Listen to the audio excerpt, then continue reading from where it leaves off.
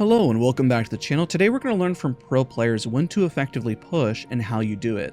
The format of today's videos will be showing 3 full clips, then go step by step on the thought process after we show each one. If you like this format or find it helpful, leave a like, comment, and subscribe for more, and let's just get right into it. Hold the gate. Yeah, I'm trying. Nice, come to me. Super safe on me. I'm batting. I'll get you after myself. They're swinging out. Careful, Timmy. Can you not peek them? I killed one. Back. We need to walk it up. 60. I'm batting. It's you two. Play together. Bang one, dead. One lost. Reset here. Now in this clip, teams are looking to either find a way to push in, or they're finding ways to clear their backs. What's very important about choosing which team to effectively fight is you have to create openings. You'll know that other teams are trying to slow you down by using utilities such as a Bangalore ult, Gibraltar ult, or let's say even a Conduit ultimate to slow down your pacing. It is up to your team to anchor, to stop other teams from effectively pushing you. Now, it is realistic to say that this team that's in the center is not going to be pushing them. And the reason why is because they have an effective anchor. Their job is to look through every angle to ensure teams don't push onto them. Now, as we look at this clip, the most important thing to really look at is once you see that Guild has created an opening here. That opening gives them the chance to effectively barrel in. And because they're able to barrel into this team located on the south side here, it's going to make a more effective little annotation there, they're able to clear their backs. Now, you may say, well, aren't they supposed to push forward? Their goal is to avoid becoming that sandwich. Right now, they are sandwiched between 2 teams. They're going to have to deal with this team sooner or later. And if they don't deal with their backs, and as they go into the zone, the other team is only going to push in. And they still have 9 other teams. It's very possible to get blasted on the way in this way. And if they go into the building and they secure it, they'll still get sandwiched in. So it's important to make sure that your back is always cleared when you're rotating. You're going to see this example played out a little later as well. So let's go to continue and play the clip and see what happens. Now what we're seeing again is that damage slowed them down just a little bit, but they are still looking for that opening and that moment and that opportunity to push. Seer's a great way to also stop, and that damage right there created the opening, meaning they need to push. And that urgency, they honestly could have pushed a few, like even a millisecond sooner, but it's really hard to know when to do that. So let's go ahead and back up and let's go ahead and pause and review that again. Now remember, let's take a look at their strategic positioning here. Their positioning is everything when it comes to making a strong push. You'll notice that Guild still has effective cover here, and everyone, even when you look at Timmy as well as Waltzy, they're also trying to, peek from behind cover so they have a place to fight from. But this gives Guild the strongest opportunity because their hitbox, if they peek from here, keep in mind if they climb the rock, then of course their other teammates are going to be able to see the enemies, of course. Now, where we're peeking from with Guild is where he's able to create a strong opening because his hitbox is going to be much smaller. So let's go ahead and take a look at that. Now there's the opening that was just created, and they move up once the reload does happen. So the timing was really fast and efficient. The scan goes in, and once they clean this up, all they got to do is start resetting. And what's really great about this is they take different angles. We want to really pinpoint this as well, is that not everyone peaks the same spot. We have Timmy who's taking height, we have Guild who's taking this off angle, and we have somebody coming up from the angle over here as well.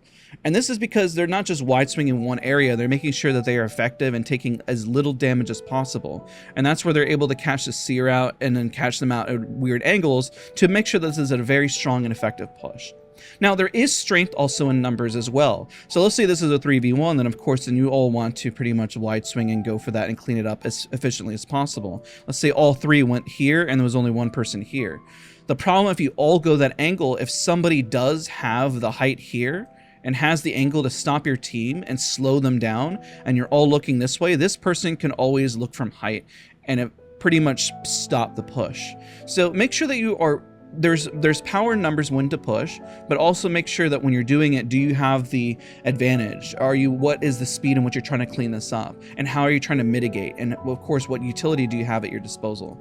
So when we look at the little bit of the last bit of the clip here, we see everything play out in a nice, clean, effective push.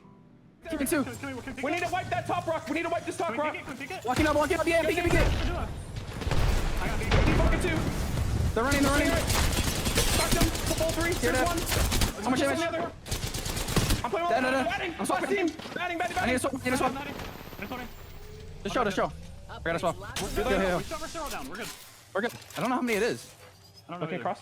Listen for us. Get around. I think it's solo behind the truck. I'm walking up left. I'm walking up above you. I can keep this. Stack on me. We're wrapping now. Get above him and fight. Hit them now. Q. Do not jump down. Just play from above. Clip one. Last guy. And smoking. I think. Fight him. Yeah, good baby. Good I didn't know.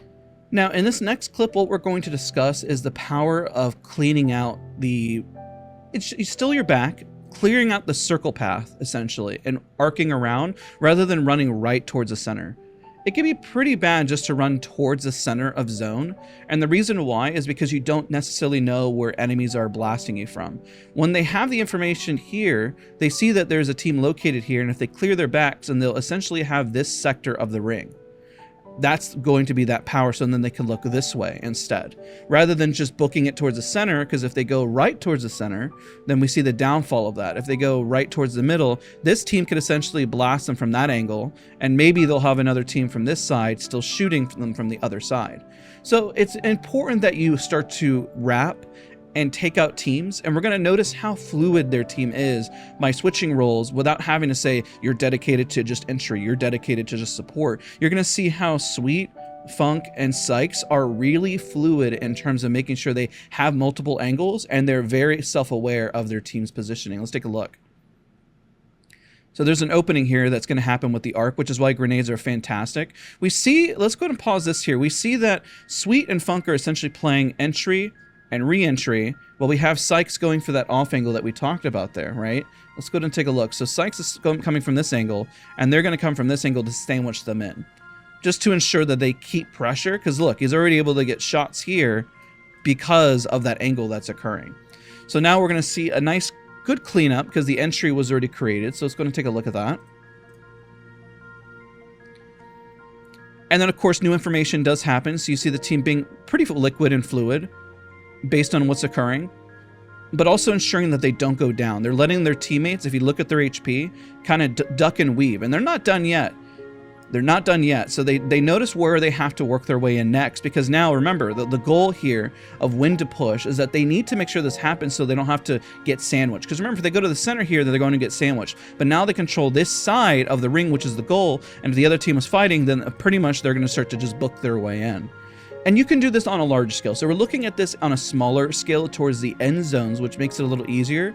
But you do the same thing whenever you think of like the zone and say, okay, well, maybe we just clear our outskirts. And if you go to center, then you must have a really strong anchor legend to be able to save off multiple teams, because you have what we call God spot. You have the ultimate height and pressure, and you're able to anchor and keep an eye on all areas and make sure that you hold that specific area. But you have to make sure that you are aware. If you'd like a guide on when to know something is a quote-unquote God spot, we can definitely discuss that. We call them God spots or great spots, you know, powerful spots to hold, game-winning spots, whichever terminology you like to use. Now let's look at the fluidity that happens within the rest of the clip and how they're fighting. So Sweet essentially is going to be off angle here, and they're going to swap roles here in just a second. We see them taking height, and look how they're fanning out. This is the beauty behind it. They fan out very effectively. They don't just barrel in over to the left. They make sure to take height. Height is very important, because then they can reset. Let's say if they went over and they got knocked instantly because they're all looking. We have one person taking off angle, and I misspoke about Sweet taking an off angle here. We have two on height, which is really clean because at least one can back out. This person's going to take pressure, but you'll have two looking down right below here, and they can reset if they need to, because the other team will have to push up, climb up, and do whatever they need to. The only thing the other team could have done is use utility to slow them down, like we had mentioned at the start of the video. So we have that pressure here, and it calls for a great cleanup and a great fan out, and it was done very effectively and very quickly, which causes the win for LG. BCG and Kill Devil about to be involved in this fight. Dreamfire, they seemingly went into this with no hesitation. Perhaps a little bit more confidence than they deserved, but they're trying their best here to whittle down the teams. No Name just going to try and pick up a couple of extra points on the back end there, confirming the kills that he's gotten. Ducked down behind that shield, and maybe with this 1v1, it's getting very close, the 30-30. Now, in this next clip, it's going to be a little faster. What we're going to discuss here is when you have no choice but to push. You'll notice the ring is closing, and we know that somebody's already gating here, but they have a better spot that you want to take. Remember, you have to ask yourself, what is the value of this fight? There's a few things you can ask. It could be 1, you need resources. You need 2, perhaps you're looking for positioning. So we're looking at positioning. So sorry for my horrible writing here, but I think you kind of get what we're looking at here. So if you ask yourself, does this give better positioning or resources? Now, if a fight takes too long, you could also ask the question if number 3 would be the length of the fight. Because remember, I mean, you're going to take an L if the fight takes way too long, because then, of course, you're going to run into other problems, such as the third party, or perhaps you'll run out of resources. You only have so many resources. This team here has a good amount of resources, so they definitely could have poked much sooner, but they're going to get even more once they wipe out this team here. So that's also a positive. So ask yourself those underlying questions, because sometimes you may say, we don't have the resource, we need to go to zone. And in this situation, they're fighting because they need the positioning. Because if they take another spot, let's say they take the roof of this building here instead, well, I promise you that there's other teams that are going to look at them and they're going to blast them from above. They can't really take, they could, I guess, in theory, take the right side of the building, but I'm sure they assessed it and realized that it was pretty weak. And of course, if you take left side, then the team in the inside, you're going to have to deal with it at some point. Remember, when you're playing a battle royale, at some point, you're going to have to deal with a team and fight. And so in this scenario, they say, this is the best spot, this is the best choice, we need to just barrel in and clean this up as much as possible. And the reason why most teams won't necessarily push is that they have to be nearby and looking. And if they're not looking, well, then you don't really have much to worry about. You know without a shadow of a doubt, with only 6 teams remaining, that the team from across the way is not going to just rush out in the open and push you, right? And you have a little bit of time for a reset. So it's going to take a look at the remainder of the clip here. It's pretty fast, don't worry. And let's see. So they really push in and go for some clean knocks. And this could be, the other team could have Watson fenced a bit more and checked their back. This is why it's important to know, where is the biggest threat, right? When we look at this here, you say, well, how come this team didn't know that? We're going to play it out just a little bit so it looks a little bit less of a low bit rate. Because there's only a few fences here and there is a gen. So you ask the question, did this team set up late? Did this team not fence properly? Was somebody not watching the back? Who's watching forward? If you have everyone just watching the front, then of course you're going to get snuck up from behind. So trust your teammates to watch multiple angles. Ideally, if you know that your back is cleared, then everyone could essentially look this way, like this. And an ideal pattern, because you know that, let's say your back is to a wall and you have nothing to worry about, or there's just water there, or there's a canyon there, or anything like that. But if you run into the other circumstance where there is perhaps something there, then what it ideally needs to look like is more fanned out like this, in a triangular position where everyone can see, based on their FOV, what's around. So then you know where to hold. Otherwise, you're not going to have a strong effective hold. This goes for buildings too. If you're in a building and your field of view is really cut and there's a whole section, let's say this person's field of view is only right here, but they're still missing like this whole chunk right here because somebody's field of view looking out a window is even smaller this way, then there's a whole area in which people can run up. So make sure that you're checking and assessing what's the biggest threat, because it's very clear that this team could have slowed them down and had more pressure to stop them with, especially because they're using Watson to really slow down that fight. Now they go in and they go for the armor swaps, which is also really effective for fast cleanup. Resets are key.